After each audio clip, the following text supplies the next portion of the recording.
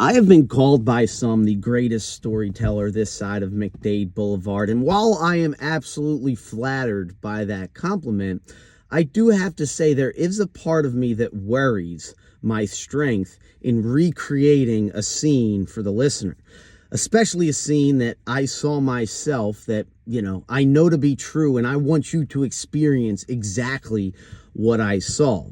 So, if you would be so kind to judge my work, I spent an embarrassing amount of time trying to relay this scene that I'm about to share with you. And it took place several years ago on St. Patrick's Day in the great state of Philadelphia.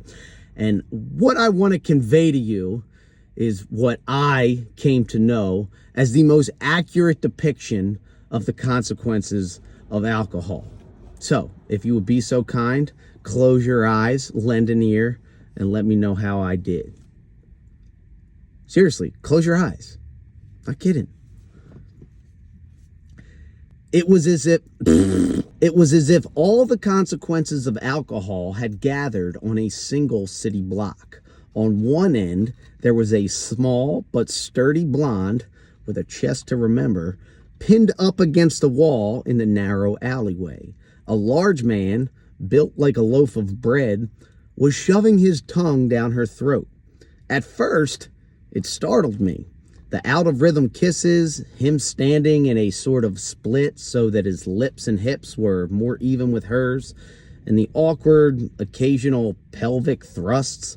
It would have made me wonder if the girl needed help had it not been for the fact that it was broad daylight and they were less than 5 yards into an alley off of a busy sidewalk. Plus, she seemed to be teasing him with the possibility of an over-the-pants, I don't know if I can say this on the app. So open your eyes.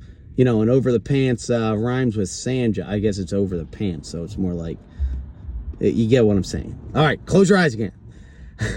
At the other end of the block was another couple on the entire opposite end of the relationship spectrum. It was as if they had traveled through the assembly line of intoxication and had come out the other side bitter and angry.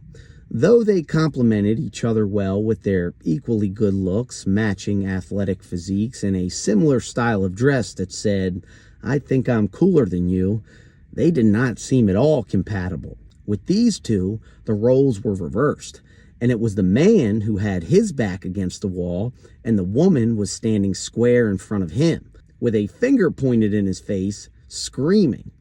The guy was holding his hands out, and his shoulders were up to his ears, giving the universal, "What do you want me to do?" shrug of a man defeated. Back to the end of the block that this story opened on the sidewalk and within arm's reach of the mismatched couple in the alley, still publicly displaying their affection, there were 3 girls, all wearing headbands with shamrocks on springs. The girl in the middle was bawling her eyes out, and her shamrocks were dancing along with her short, choppy, panic attack sort of breaths, sobbing as she unsuccessfully tried to form words to her friends who kept asking what was the matter and telling her to calm down. And there, right in the middle of all the lovemaking and the fighting and the crying, a young man was sitting on the bottom step of a stoop of a closed business directly in front of me, puking every bit of his insides out onto the sidewalk. I don't think Da Vinci himself could have envisioned a more accurate depiction of what happens after the party. And to make it even better, because it was St. Paddy's Day, every single one of them had on some shade of green, making it seem like they were part of the same team, fighting the same fight, which, from my sober perspective, seemed to be exactly that. How'd I do? Did you guys see it? I'll never forget that scene in my life. Internationally known, locally disrespected, unbelievable stories of driving Uber, now available on Audible.